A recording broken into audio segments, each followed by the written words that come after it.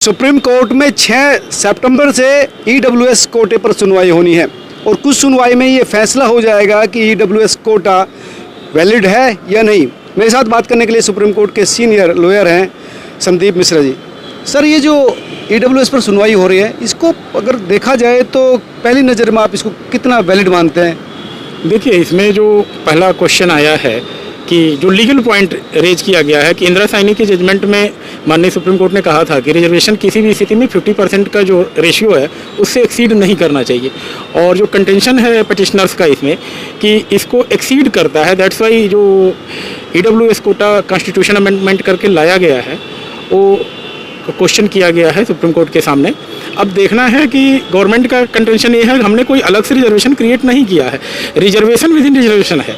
जो general class के लिए रिजर्वेशन थे 50% या कहीं नॉन रिजर्व क्लास था वही है, उसमें से 10% हमने लोगों के लिए किया हुआ है। सरकार का कहना है कि इंदिरा साहनी केस से उलट नहीं है, ये उसको ओवरलैप नहीं करता है। बिल्कुल नहीं करता है। और अगर हम देखें तो इंदिरा साहनी जजमेंट को तो तमिलनाडु वगैरह ने, केरला वगैरह ने पहले से ही सुपरसीड किया हुआ है। कुछ तमिलनाडु में तो 70% तक है। बिल्कुल 70% तक रिजर्वेशन वहाँ पे किया हुआ है। तो ऐसी स्थिति में जो है देखना होगा कि अभी सुनवाई जब यहाँ पे होगी 6 सितंबर से होनी है और बेंच बनती है तो सारे मामले आएंगे, क्लियर होंगे वहाँ पे।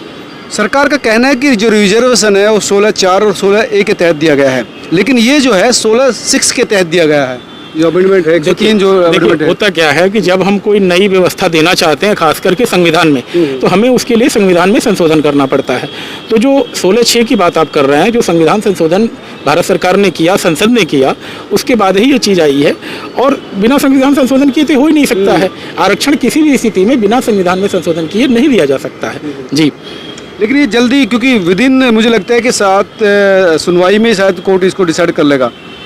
देखिए, अब कोर्ट की ये प्रेरोगेटिव है कि कैसे सुनवाई करती है, कितने टाइम लेती है और पिटिशनर्स और रेस्पोंडेंट्स उस पर कितना समय लेते हैं कोर्ट से। क्योंकि अभी जब कोर्ट लोगों के पक्षों को सुनेगी तो हो सकता है कि उसमें 1 दिन, 2 दिन, 4 दिन, ऐसा कोई हम कह नहीं सकते टाइम फ्रेम कि इतना ही समय लगेगा। लेकिन हाँ, कोर्ट का ये है एफर्ट्स कि जल्दी से जल्दी इस मामले को डिसाइड किया जाए और इसमें जो है न्याय किया जाए।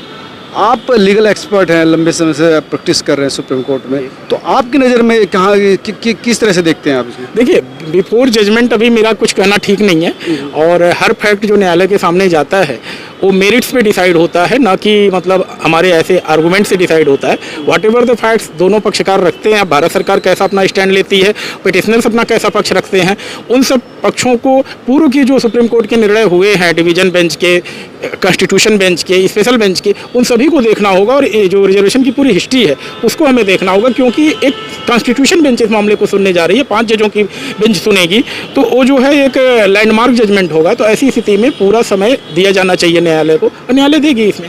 एक और इससे जुड़ा हुआ मामला है कि मुस्लिम महिलाओं का जो रिजर्वेशन है वो भी मतलब इसी सुनवाई के बाधार के ओवरलैप नहीं कराया जाएगा, दोनों मामले अलग अलग सुने जाएंगे, लेकिन वो भी सुनने में है इसी ईडब्ल्यूएस से जुड़ा हुआ है। नहीं, इसमें उस मामले से तो कनेक्ट नहीं किया गया है जहाँ तक मेरी जानकारी है, और आपको हो सकता है आपको कैसी जानकारी है, लेकिन उसमें मैं अभी कुछ कमेंट नहीं कर सकता। धन्यवाद संदीप जी। ये थे सुप्रीम कोर्ट के सीनियर लॉयर संदीप मिश्रा जी, जिनका कहना था कि ईडब्ल्यूएस कोटे को लेकर जो सुनवाई अब शुरू होने वाली है उसको लेकर कई चीज़ें महत्वपूर्ण है। सरकार का भी पक्ष महत्वपूर्ण है। सरकार का कहना है कि जो अमेंडमेंट ये लाया गया है वो इंदिरा साहनी केस से बिल्कुल अलग है, उससे कोई जुड़ा हुआ मैटर नहीं। अब जैसे ही सुनवाई होगी, चंद सुनवाइयों में भी ये साफ हो जाएगा कि ईडब्ल्यूएस कोटा जिसको लेकर सरकार गरीब तबके के लोगों को आरक्षण दे रही थी, उसको लेकर क्या रहने वाला है इस देश में अगला कदम। आप जुड़े रहिए, लगातार मैं अपडेट आपके साथ शेयर करता रहूँगा। नमस्कार। आप क्या सोचते हैं ज़रूर मुझे कमेंट करके बताना, साथ ही इस खबर को शेयर भी करना।